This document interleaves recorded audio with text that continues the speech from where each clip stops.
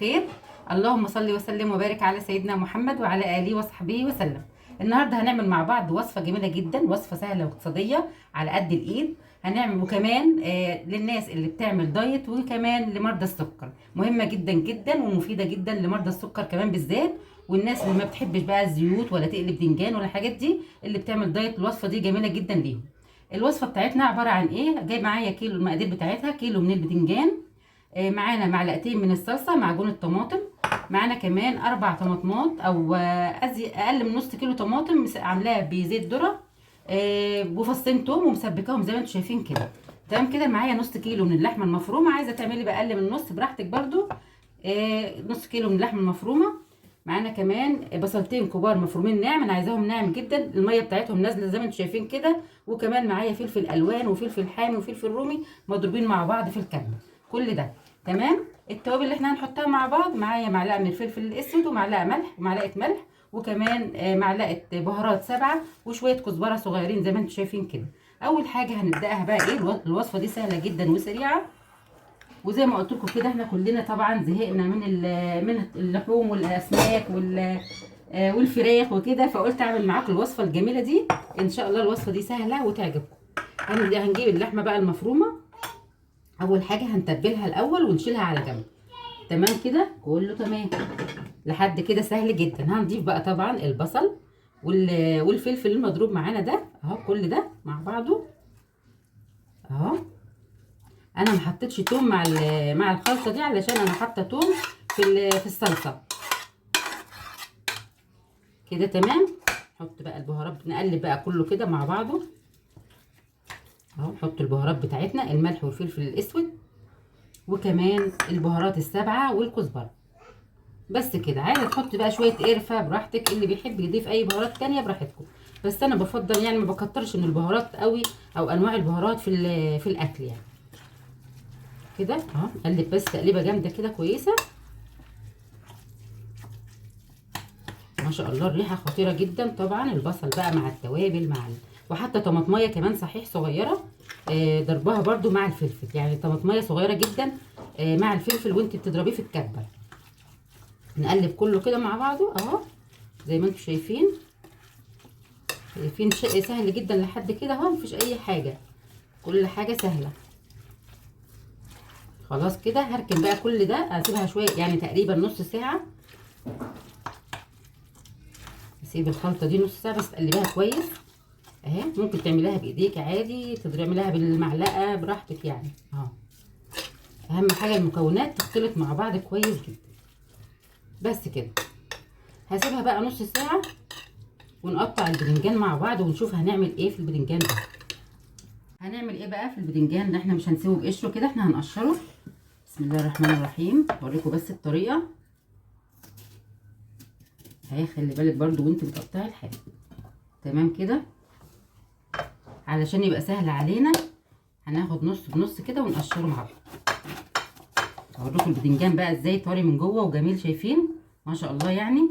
هتاخدي بقى البدنجانه تقشريها كده اهي.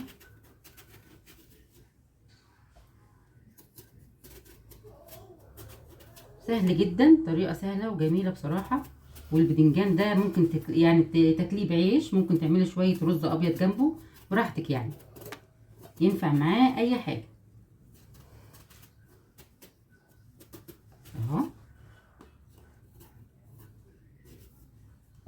هنعمل بقى ايه كده. حاول يعني ما تخليهوش الرقات بتاعته تخينه قوي، يكون يعني ايه زي ما انت شايفه كده اهو. النظام ده كده. اقطع دي كمان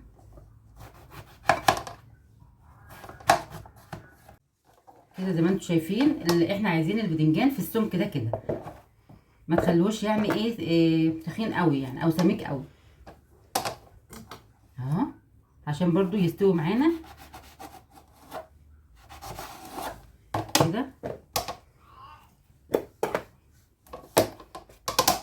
زي ما انتم شايفين اهو.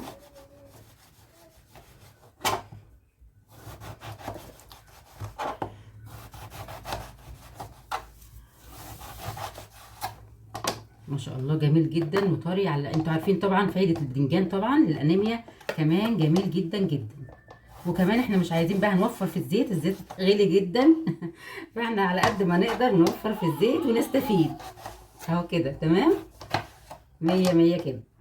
اعملي بقى البدنجان زي ما قلت لك بالطريقه اللي تعجبك، قصدي يعني الكميه اللي انت عايزاها. يعني شايفين البدنجانه كمان الصغيره جميله جدا وطريه ومش مبذر. يعني ايه مبذر؟ بيكون كله بذر كده، بيبقى رزل بصراحه، قلبه طري اهو زي ما انتم شايفين،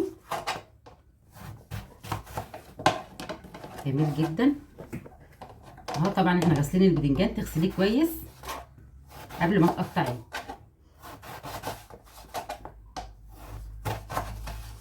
بس كده قطعنا البدنجان اللي احنا الكميه اللي احنا عايزينها. هنعمل ايه بقى بعد كده؟ هنعمل ايه؟ بسم الله.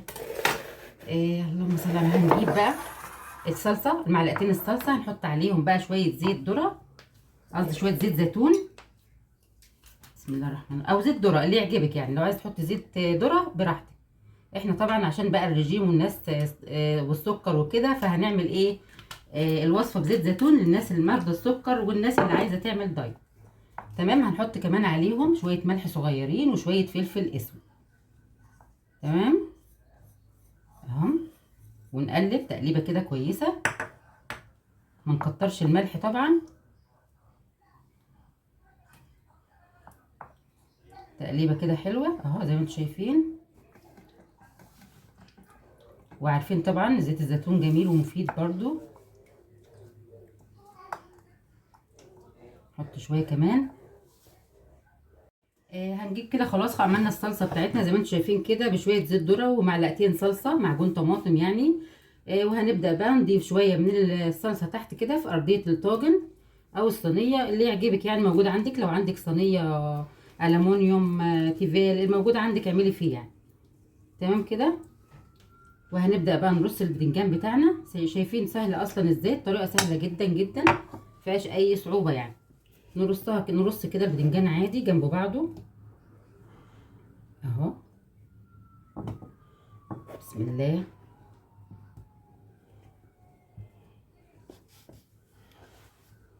كده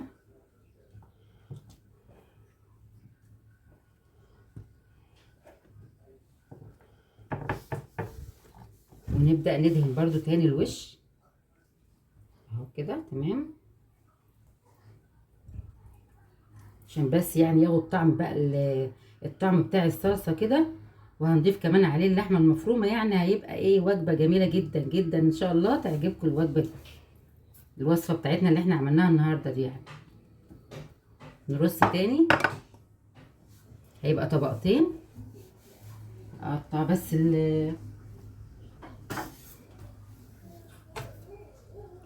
البرنجانه برضو لو لقيتيها سميكه قوي فتحاول تخليها مش سميكه زي ما قلت لكم كده، عشان تستوي كمان وتبقى حلوه يعني. اهي كده.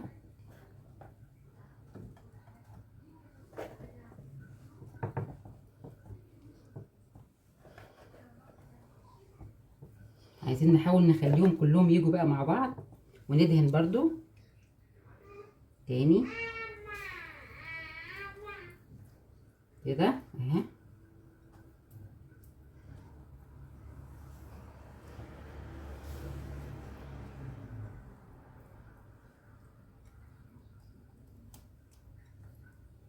نكمل برضو الباقيين.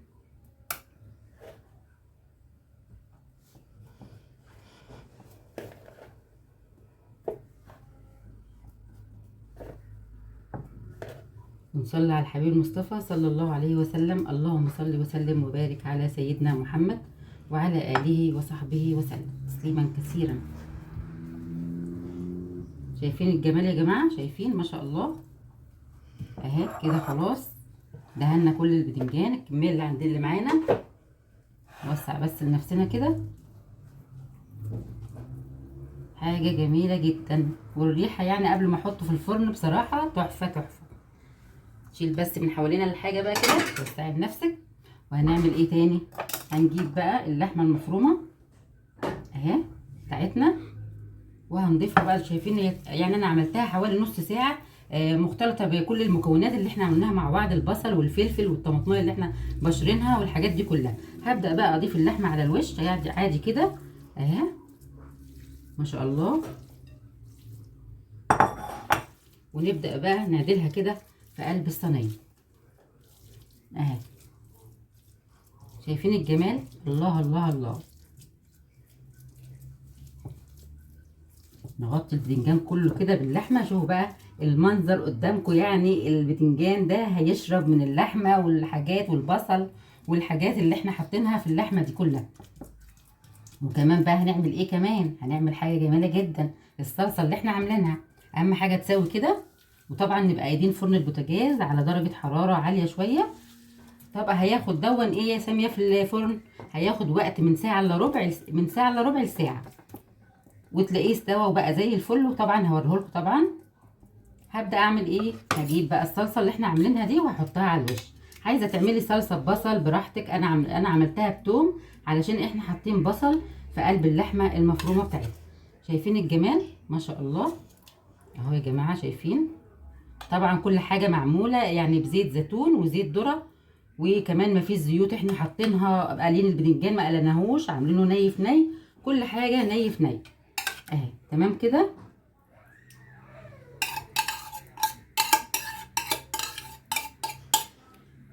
خطيره خطيره الوصفه دي. متنسوش يا جماعه تدعمونا بلايك يا جماعه، اللايك اهم حاجه يا جماعه عشان يرفع الفيديو. صراحه انا زهقت من كتر ما بقول لايك ومشاهده يا جماعه، يعني المفروض نساعد بعض عشان كده كلنا ننجح مع بعض كده. مفيش حد بينجح لوحده كده، لازم كلنا نساعد بعض. ويا ربنا يوفقكم يا رب، ويوفق الجميع. كده خلاص تمام. هدخل بقى الطاجن الجميل الخطير ده الفرن وارجع لكم تاني. كده يا جماعه خلاص خلصنا الطاجن بتاعنا. زي ما انتم شايفين كده البتنجان كله ني في ني باللحمه المفرومه. هوريكم برده قطعه منه. عملت جنبه شويه رز. طبعا اللي عامل الرجيم ممكن ما يستغنى عن الرز وياكل بعيش وخلاص. انا عملت جنبه شويه رز علشان ايه؟ اللي حابب ياكل برز ياكل، اللي حابب ياكل بعيش ياكل. هوريكم برده قطعه منه. قعد في الفرن بالظبط حوالي ساعه بالظبط، ساعه. بسم الله الرحمن الرحيم. هنجيبها بقى طبعا اهي. بسم الله. استوى البدنجان خالص وطعمه لذيذ كمان، والريحه بقى مش عايزه اقول لكم يا جماعه، الريحه خطيره خطيره جدا اهي. بالصوص بقى بتاع البدنجان كده ما شاء الله يعني. هوريكم بقى قطعه منه اهو عشان اوريكم بس ان هو استوى خالص. شايفين ما شاء الله البدنجان حاجه يعني واو واو، جميله جدا. مع رز بقى تاكلي مع رز كده يعني حاجه تحفه. شايفين؟ يعني اتفضلوا معانا والله حاجه جميله جدا جدا. جربوا الوصفه دي ان شاء الله تعجبكم الوصفه. واتمنى تدعمونا بلايك، واللي مش مشترك عندي في القناه يشترك ويفعل زر الجرس علشان يوصلكم مني كل جديد. واشوفكم